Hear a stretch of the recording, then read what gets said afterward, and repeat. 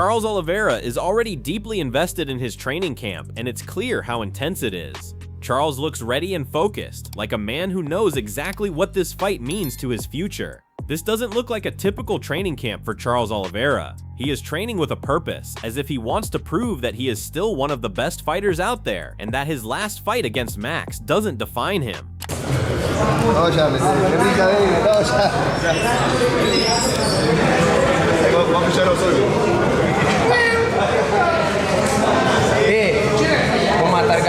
No, gatito, porque gato não está mais gordo, fala para ele gato agora, não. Gordo não mais. Eu gordo não mais. Agora estou pronto. In the recent press conference, Max made it clear that this fight is not some random fight for him. His #1 goal is still the undisputed title, but as soon as the BMF fight with Charles was offered, he jumped at it. Max knows what he is getting into in this fight as the former champion. He is taking this fight because it is important, not because he needs it. When Max spoke about their first fight, it was brought up because the ending never gave a real answer. The injury stopped everything before it could play out, and that is why this matchup exists now. I know you said you wanted this fight, but when the whole thing happened with Ilia Topuria, was any part of you hoping you would get the call for this interim fight instead? It is what it is, you know. I want to get an undisputed title. They came with me with Charles for the BMF. We're here now. And what is the unfinished business for you? Because you obviously were the winner of the first fight, even though it ended strangely. I mean, you know, he had his injury, so at the end of the day, we get to figure out how it goes come March 7th. I'm just excited, man. He's a legend of the sport. He deserves this moment, and I can't wait to go out there and give it to him.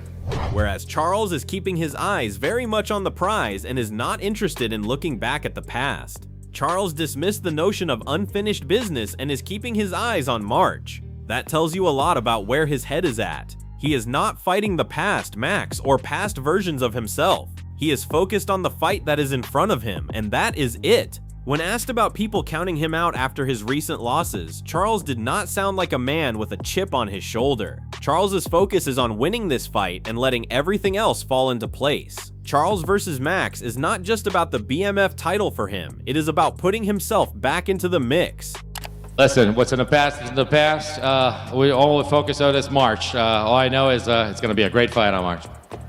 And again, for Charles, after the fight with Ilia, a lot of people counting you out, saying you're done, you come back, get a great win against Gamrot. If you beat Max Holloway here, do you think we need to start talking about you as a title contender once more? E depois da tua luta contra o Ilia, muita gente te chegou a desconsiderar, te tirou do páreo, mas você foi lá. Uma grande vitória no Rio de Janeiro, tremenda vitória contra o Matheus Gamrot.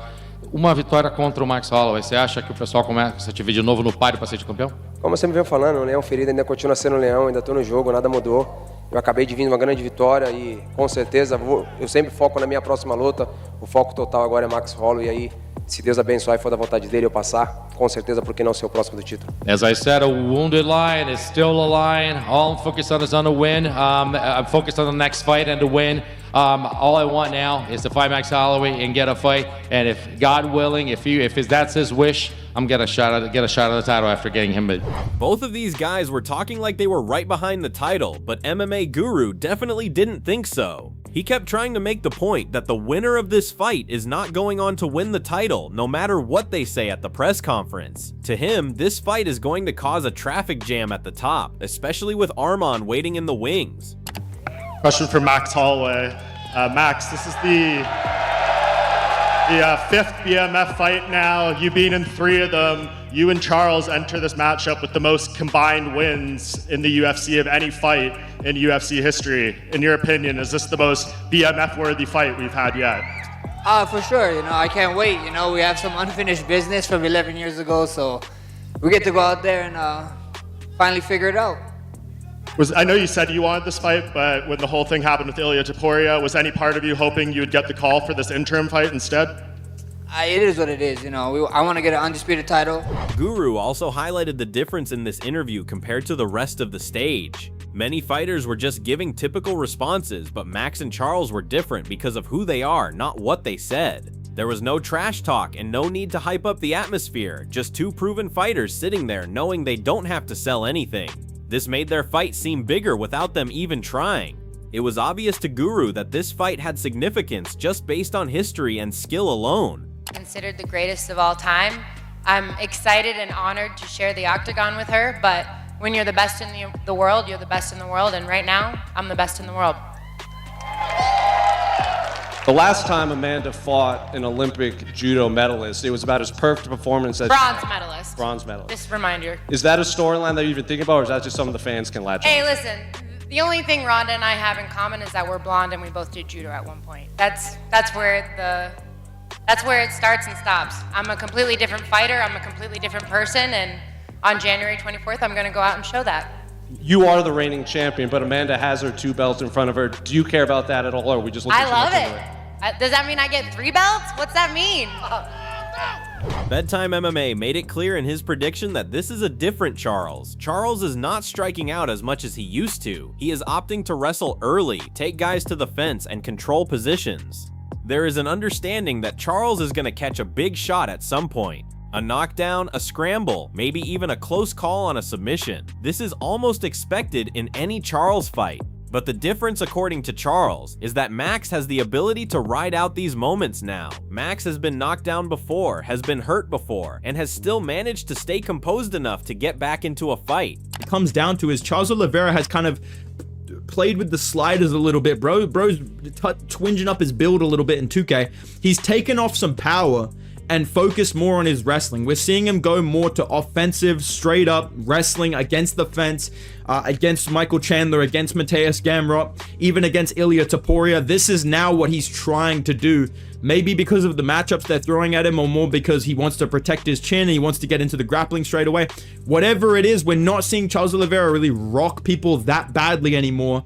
And, win via his striking. He's still super dangerous. He's got good leg kick defense. I think that's a very underrated part of his game that will work well against Max Holloway. He's got a nasty right hand. I do think he's going to blast Max at some point with his right hand. Like, I just know my boy Max is getting dropped at some point with a fucking straight right. And he's gonna almost get submitted and then kind of scramble out, and they're both gonna have a little smile about it. Bedtime MMA talked about Max's activity and sharpness. The idea here is that Max is not only throwing more, but he is also throwing cleaner and quicker at lightweight. His movement, combinations, and timing are what set him apart in this fight. The idea is that Max will hit Charles often, especially to the body, and rack up rounds without needing one big moment. But I think Max Holloway wins this by decision. I think he's going to have more output.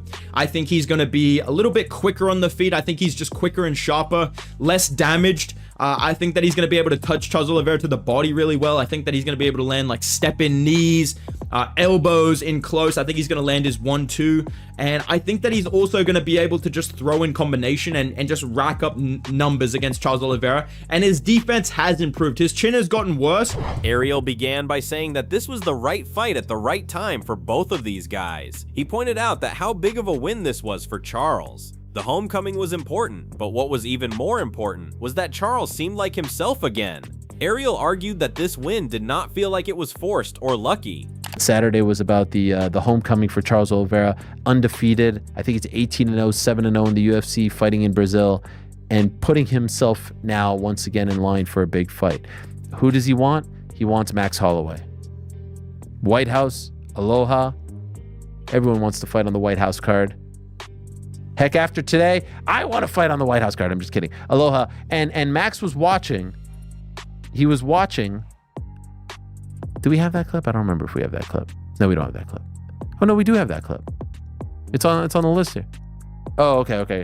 Anyway, Max was watching, and he said they fought. There actually seemed to be like a tiny bit of bad blood, I feel like, because they fought back in Saskatchewan back in the day. And I feel like he insinuated some stuff. Anyway, I think we all kind of agreed that that was the fight to make after the Topuria fight. Now he gets a win. Now his stock is back up. And it feels like the proper fight to make for both. BMF title. From there, Ariel went on to explain why Max is a good fit. Specifically, he said that this fight has been floating around for a long time, especially after Max's fight with Ilia. Once Charles won, everything just fell into place. Ariel did not think much of the BMF situation. What was more important was that both men are on the same level as far as name recognition is concerned. There it is. Even Dustin agrees. Charles versus Max for the BMF is a great fight to make. Well, thank you, Dustin. There was even another really, speaking of Ilya, there was another really interesting thing that I saw. Every person who fights Ilya, everyone, always wonders how people will respond, or whether these people are over the hill, past their prime, washed up. Is the win as impressive as we think it is? It seems like every single person that he fights in their next fight, they actually look really good. Chael Sonnen's main point early was about how smart Charles was with the call-out. He focused on the belt part for a reason. Chael said that a call-out only works if everyone knows what they are really fighting for. He gave examples of situations where fighters thought they were fighting for a belt, but it turned out they weren't. According to Chael, Charles avoided any confusion, and Max knew right away what was going on. Oliveira versus Max, guys, I think we're at that point, right? Like, I think we can come out and announce this now. I'm assuming that Charles Oliveira, when he gets done on Saturday, he calls out Max and he asks him to put up the belt. By the way, which is an important distinction to make. Colby Covington fought George Masvidal. It was personal, it was Vegas, it was main event, George was champion. We, Team Colby, assumed it was for the belt. We win the fight, we don't get the belt. I mean, I'm just sharing for you. It is important for a smart veteran like Charles to make the distinction and call for the belt. It's important when Max responds that we're all clear that it's for the belt. Chael then clarified the notion that Max was hesitant or took time to accept the fight. Chael was very clear that this was not the case. Max accepted the fight immediately when he heard about it and did it publicly while he was already live. The only thing Max added to the acceptance of the fight was where the fight should take place. Chael took this as normal business and not as a sign of fear or negotiation drama. Max had already fought in rough territory before and felt he had accomplished this aspect of his career. All right. I only bring that to you because Max happened to be live. Max was doing a live stream. He's in front of the world when he gets hit with this information. His phone's going off and Max didn't watch the fight. He was doing this damn live stream. Anyway. So he gets his texts, his phone's lighting up. Hey, you've been called out and it's for the title. He accepts quickly. But he does say, we're going to do it on my terms. And then he laid out what his terms were, which is you'll do it in Vegas or somewhere else, not Rio. So I just want to make sure that you guys understand this, because then I read an article on this, and the article, by the tone of it and my interpretation, was a little bit misleading. It sounded like, Max wasn't sure and he was thinking it over. That's not what happened. I saw the live stream. He very clearly accepted this challenge. He then went on to just add, and then I fought out of town. I fought Ilya over here, and I did the King of Rio thing and got through it, but I'm not going back. We're going to fight somewhere else, and he suggested Las Vegas. Channel also considered the larger picture here between these two. What caught Channel's attention was that these two fighters are always on good terms with everyone. They are well respected, cool, and do not have a reputation for having a personal grudge against anyone. This is why this particular fight stands out. Channel observed that it is not very common to see two fighters like these continue to circle each other. Champions get called out. They don't do the calling. Now that makes me very curious. What's up with these two guys? I've known Max for his entire career. In fact, fought on a card with Max, and it was either his debut or it was his second ever fight. So when I tell you I knew him, that's the day I met him. So when I tell you I knew him his entire UFC career, this is a literal statement. He's awesome. I think you guys know that. I mean, he's a wonderful guy, is my point. They're not all. You get disappointed plenty of times. Max is a wonderful guy, but you guys know that. I'm just getting to know Charles on a personal level. He came over here, did an interview that we brought to you. He's a wonderful guy. They're not all. So when you have two baby faces, when you have two good guys, two wonderful guys, when do you get to call a guy wonderful, by the way? I don't know if I've ever done. You got two wonderful guys. Why do they not get along? What is their problem with each other? What really happened between these two? And that has not come out. Ultimately, this fight appears to be about more than just another name on Charles's resume. This training camp, this environment, and this display appear to be from a man who recognizes what is at stake. Max Holloway is no easy opponent for any man to face, and Charles recognizes this. This is what makes this fight so compelling. It is two men who have been to the top, have taken a few hard knocks, but still believe they have what it takes to be right up there. This fight is not about the hype or the surrounding circumstances. It is about pride and legacy. Max Holloway wants to show that he is still that man, and Charles Oliveira wants to show that he is not finished yet either. What is at stake here has the potential to turn the whole world on its head. Let us know in the comments below who you believe will win this fight and why.